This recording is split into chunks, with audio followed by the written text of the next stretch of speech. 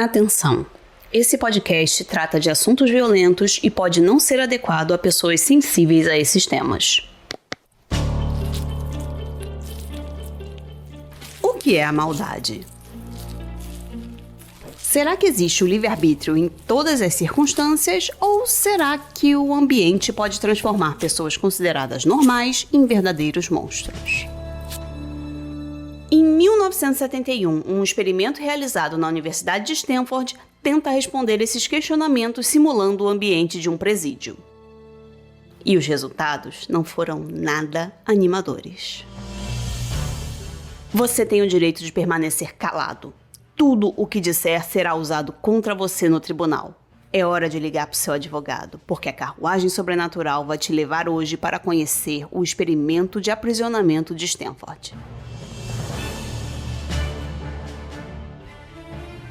Essa é a Carruagem Sobrenatural, o podcast de histórias reais que vão alimentar seus pesadelos. Eu sou Thaís Messora e vou te conduzir nessa viagem sombria.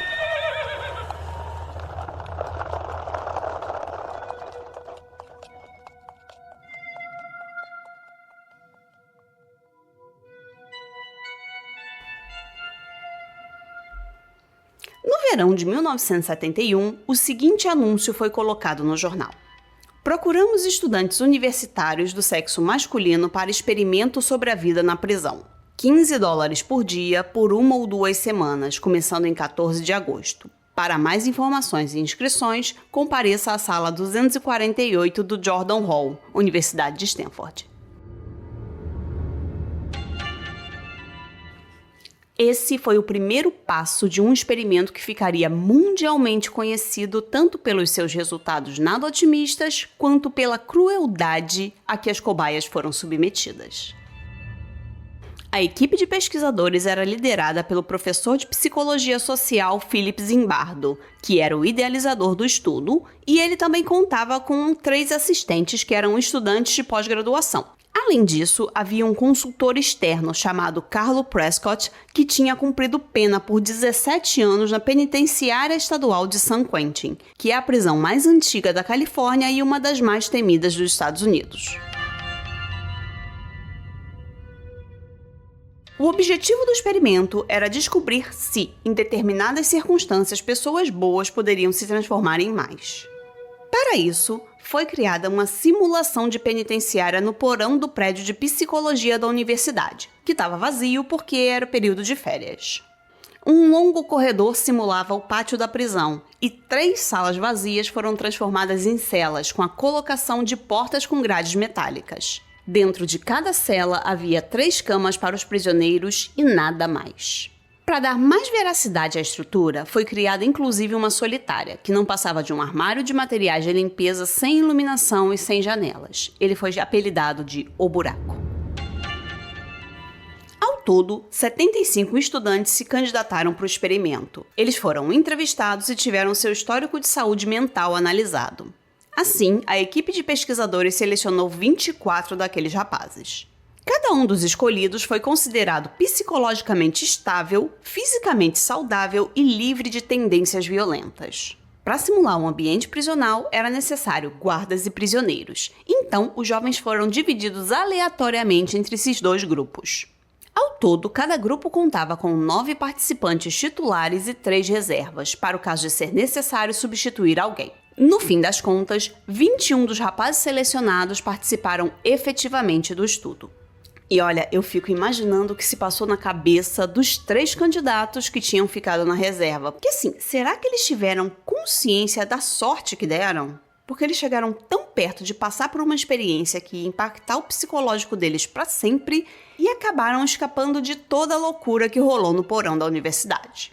Enfim, eu tô me adiantando demais no assunto, deixa eu voltar aqui.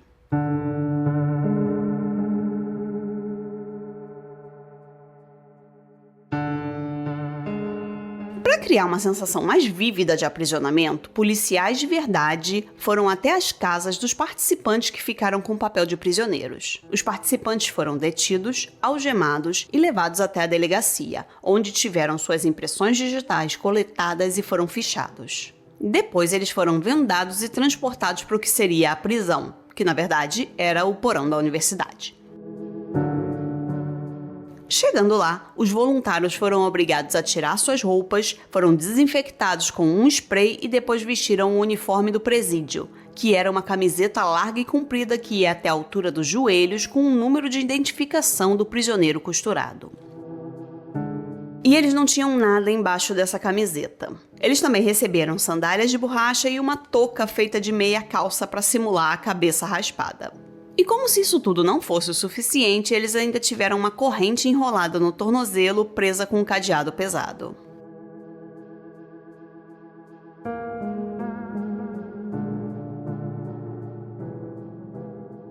Então, o diretor da penitenciária, que era o Zimbardo, o chefe do experimento, reuniu todos no corredor e leu uma lista de 16 regras básicas de conduta do prisioneiro. Eu vou citar algumas aqui.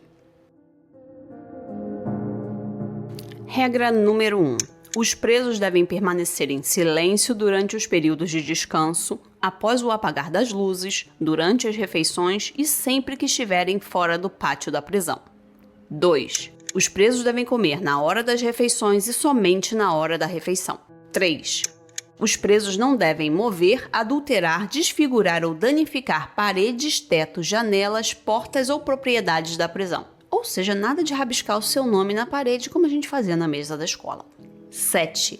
Os prisioneiros devem se dirigir uns aos outros apenas pelo número de identificação. 8. Os prisioneiros devem se dirigir aos guardas como senhor agente penitenciário. E por último, mas não menos importante, a regra de número 16. O descumprimento de qualquer uma das regras acima pode resultar em punição. Já deu para perceber que foi criado um ambiente extremamente hostil que gera aquela sensação de privação não só da liberdade, mas como da própria identidade da pessoa. Porque você deixa de ser chamado pelo seu nome para ser chamado por um número aleatório que te designaram, além de não ter liberdade nenhuma para se expressar ou questionar a autoridade dos carcereiros ou do diretor.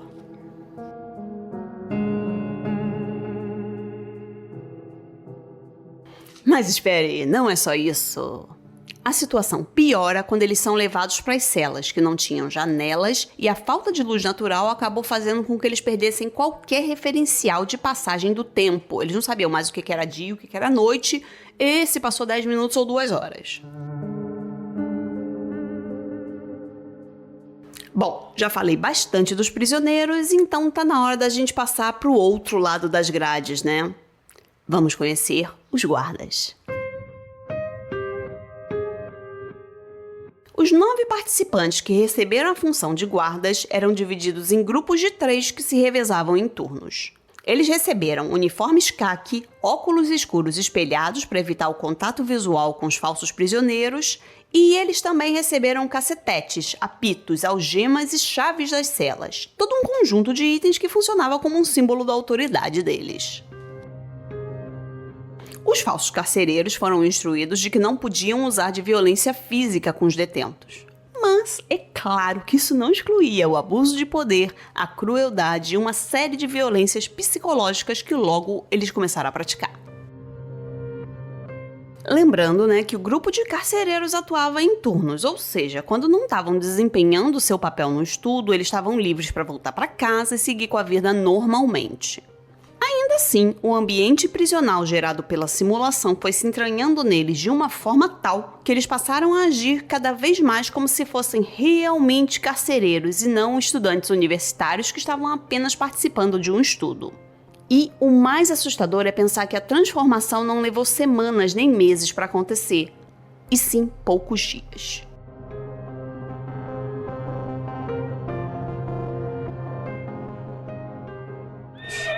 Quê? Hã?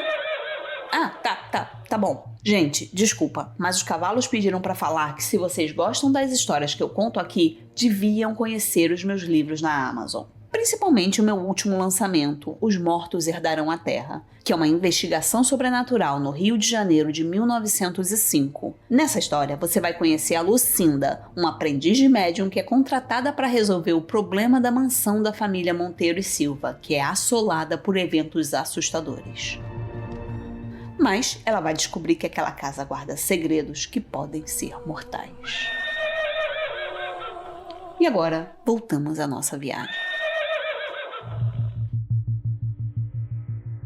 experimento de Stanford, porém, não foi o primeiro nem o único estudo psicológico que se debruçou nesse questionamento sobre a maldade humana. Afinal, essa é uma dúvida que ocupa a mente dos filósofos desde a antiguidade clássica, né? E só para pontuar, lá nos séculos 17 e 18, a gente tinha duas visões opostas sobre o tema. Com Rousseau dizendo que o homem nasce essencialmente bom e é corrompido pela sociedade, enquanto Thomas Hobbes afirmava que o homem em seu estado natural é essencialmente regido pelo egoísmo e pelo senso de autopreservação. E daí vem a frase que já entrou no senso comum de que o homem é o lobo do homem. Assim, com toda essa ânsia a respeito de desvendar se as pessoas são ou não cruéis naturalmente, em 1961 foi lançado um estudo que pretendia descobrir até que ponto as pessoas eram capazes de cometer atrocidades quando estavam cumprindo ordens. Para o experimento, Stanley Milgram, um professor de psicologia da Universidade de Yale, convocou interessados em participar de um estudo sobre memória e aprendizado, quando, na verdade, ele estava fazendo um estudo sobre obediência à autoridade. Funcionava assim. O voluntário era informado de que todos os participantes do estudo tinham sido divididos entre alunos e professores e que ele tinha ficado com o cargo de professor. Só que os alunos, na verdade, eram atores contratados para o experimento. Eles ficavam numa sala separada dos professores e respondiam aos testes de memorização. E é exatamente nesse ponto em que as coisas estranhas acontecem. Os voluntários no papel de professores deviam dar choques elétricos. Sim, choques elétricos no aluno toda vez que ele errasse uma das perguntas do teste.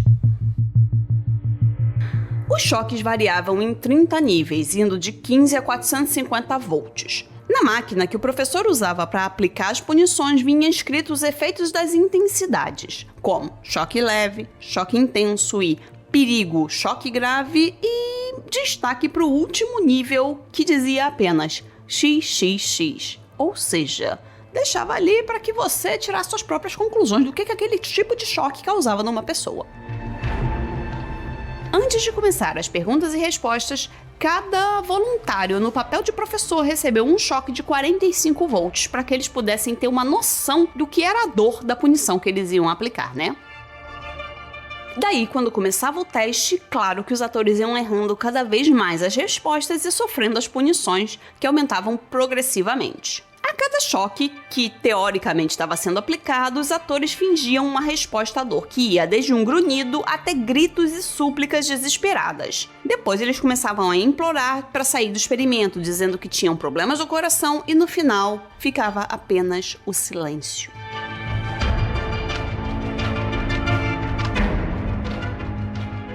O pesquisador agia como uma figura de autoridade e ficava ali como um diabinho no ouvido do voluntário, falando que ele devia prosseguir aplicando os choques, dizendo que o experimento devia continuar apesar das reações do aluno. O resultado do experimento não foi nada animador, porque 65% dos voluntários chegaram até o nível máximo de choque, mesmo se mostrando incomodados com as reações de sofrimento que vinham do aluno que teoricamente estava levando choques. E se você acha que o resultado do estudo de Milgram é um grande balde de água fria naquela nossa esperança de que a humanidade possa ser boa, fica pior quando você descobre que a inspiração para esse estudo foram os julgamentos dos nazistas no Tribunal de Nuremberg. Porque a maior parte dos acusados dos crimes de guerra baseou a sua defesa na afirmação de que estava apenas cumprindo ordens. É aquilo que a Hannah Arendt chama de a banalidade do mal, que é aquela noção de que o mal não está distante da gente, né? Não é apenas aquela pessoa completamente terrível, como uma figura como um Hitler.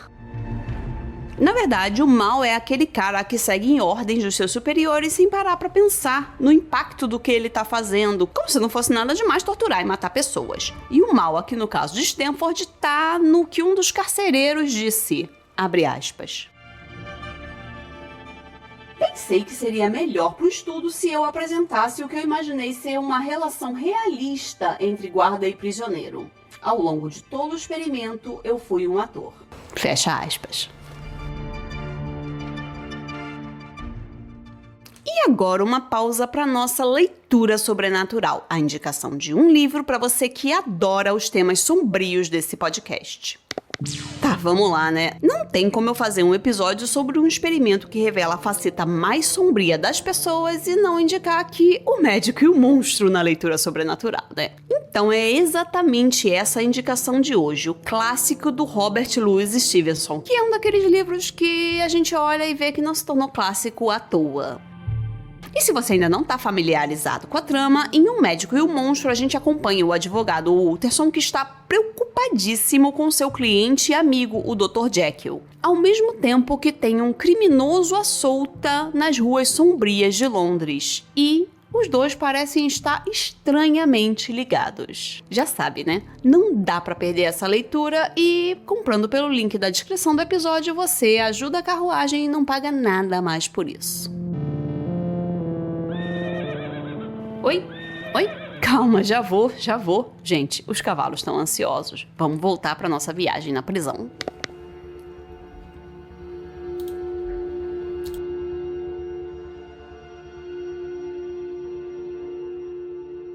De volta para a prisão, a partir do segundo dia as coisas começaram a desandar de vez. Os carcereiros, já confortáveis no seu papel de algozes, começaram a torturar os presos, que eram acordados no meio da madrugada para exercícios de contagem que simulavam a conferência do número de presos numa penitenciária de verdade, que é usado para se certificar de que ninguém fugiu. O que começou como uma simples chamada com os prisioneiros reunidos no corredor logo foi ficando mais elaborado, com os carcereiros exigindo que os presos soubessem os números dos outros sem olhar e sendo punidos caso errassem. As punições eram variadas. Tinha a punição de fazer flexões com outro preso sentado nas suas costas ou até mesmo ter que limpar o banheiro com as mãos. Não é de se espantar que não demorou muito para ter uma pequena rebelião. Alguns dos presos arrancaram os números dos uniformes e montaram uma barricada na cela, empilhando as camas de metal contra a porta. Daí, quando os guardas perceberam, eles chamaram reforços, pedindo para os membros do outro turno para que fossem ajudá-los e, além disso, o turno que devia sair naquela manhã também permaneceu voluntariamente para ajudar mesmo sem ganhar nada mais por isso. A solução que os carcereiros encontraram para acabar com a rebelião, claro, foi a violência. Eles pegaram um extintor de incêndio e colocaram um jato dentro da célula, sufocando os presos e os forçando a se afastar da porta. E foi assim que a equipe de guardas conseguiu arrombar a cela. Eles tiraram então as roupas e as camas dos presos e jogaram quem tinha começado o motim na solitária. Daí os guardas também resolveram criar uma sala especial com os presos que eles consideravam bons, ou seja, os mais obedientes e passivos. Esses presos também começaram a receber algumas microvantagens, como refeições melhores. Claro que a intenção era criar uma rivalidade dentro do grupo de presos. Os rapazes que estavam no papel de prisioneiros também sofreram abusos verbais. Foram obrigados a xingar uns aos outros, forçados a usar sacos de papel na cabeça e a simular uma conduta sexual. Não demorou muito para que o sadismo dos guardas levasse um dos participantes ao limite. Douglas Corp, ou o prisioneiro 8612, teve um colapso nervoso e teve que ser liberado antes por ter apresentado sinais de depressão extrema, pensamento desorganizado, choro incontrolável e acessos de raiva. A equipe ainda relutou em liberá-lo, porque eles não tinham certeza se ele estava realmente sofrendo ou se ele estava tentando apenas enganar todo mundo. Olha, eu vou te contar que ética profissional e respeito ao ser humano não tinha naquela época, né, gente? Olha, difícil. Nos dias seguintes, outros presos começaram a apresentar sintomas de ansiedade generalizada e mais 3 precisaram ser libertados. E esse foi o início do fim. Como as humilhações que os presos sofriam foram aumentando mais e mais, o impacto, claro, era proporcional. Ou seja, aquela experiência estava afetando seriamente a saúde mental dos prisioneiros. E assim, no 6º dia de encarceramento, o Zimbardo decidiu encerrar o experimento que estava previsto para durar 15 dias.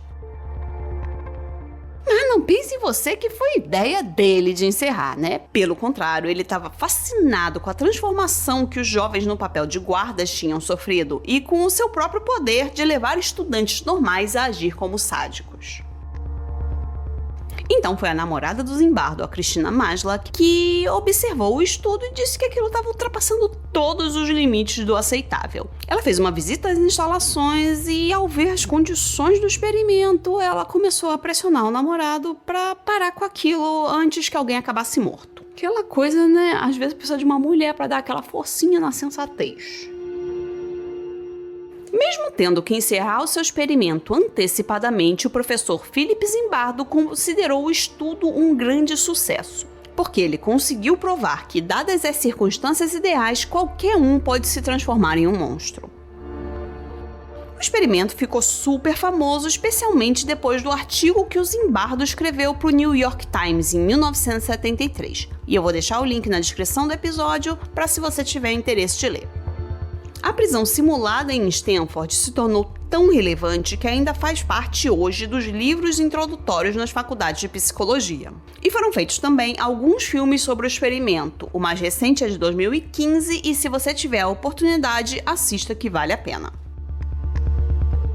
Bom, o tempo passou e, como acontece com tudo na ciência, o experimento de encarceramento de Stanford foi muito questionado.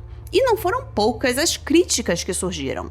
O principal questionamento foi em relação aos métodos empregados pelo professor Zimbardo e também quanto aos indícios de que ele teria manipulado o estudo para conseguir os resultados que queria. As críticas são basicamente as seguintes. Para começar do começo, o estudo já estaria errado na forma em que convocou os participantes. Isso porque no próprio anúncio do jornal informava que era um experimento sobre a vida na prisão, o que já o deixava mais atraente para pessoas com certos traços de personalidade. Inclusive, um estudo de 1975 entregou uma descrição do experimento de aprisionamento de Stanford para 150 universitários lerem. E 90% deles deduziram automaticamente que os pesquisadores esperariam um comportamento hostil dos guardas. Tem também o fato de que o Zimbardo disse que os guardas e prisioneiros tinham total liberdade de ação, mas não foi bem assim que aconteceu, porque os guardas foram instruídos antes do começo do estudo que a intenção era de criar um ambiente hostil capaz de gerar sentimentos como revolta, humilhação e constrangimento. Além disso, as crueldades praticadas não saíram espontaneamente da cabeça dos guardas, como o Zimbardo fez parecer. Elas se baseavam nos relatos sobre a vida na prisão do consultor do experimento, o Carlo Prescott. Ele deu uma declaração sobre isso a um jornal em 2005, dizendo, abre aspas, afirmar que os guardas brancos de classe média alta e mentalmente sãos teriam imaginado essas coisas por conta própria é um absurdo. Fim das aspas. Tem muitos outros problemas apontados e, como sempre, tem um link na descrição aqui do episódio com um artigo completo sobre isso. Mas eu vou contar apenas mais um ponto que confirma que o estudo é, no mínimo, duvidoso. Não existe gravação em vídeo de todas as horas de interação entre os guardas e os prisioneiros. Pelo contrário, só foram gravadas 15 das 150 horas do experimento. E isso deixa a gente se perguntando, né? O que será que aconteceu no resto do tempo? Bom, para terminar esse episódio, eu vou deixar o questionamento para você que está me ouvindo. Qual é a sua opinião sobre o tema? Você acha realmente que, em determinadas circunstâncias, o homem pode se tornar mau? Ou você acredita que esse é apenas um estudo manipulado que não reproduz a realidade e que as pessoas são boas em sua essência? Sim. Eu vou deixar esse questionamento também no Instagram da Carruagem e eu adoraria se você que está me ouvindo desse uma passadinha lá para responder o que você acha. Já sabe, né? O @ é Carruagem Sobrenatural.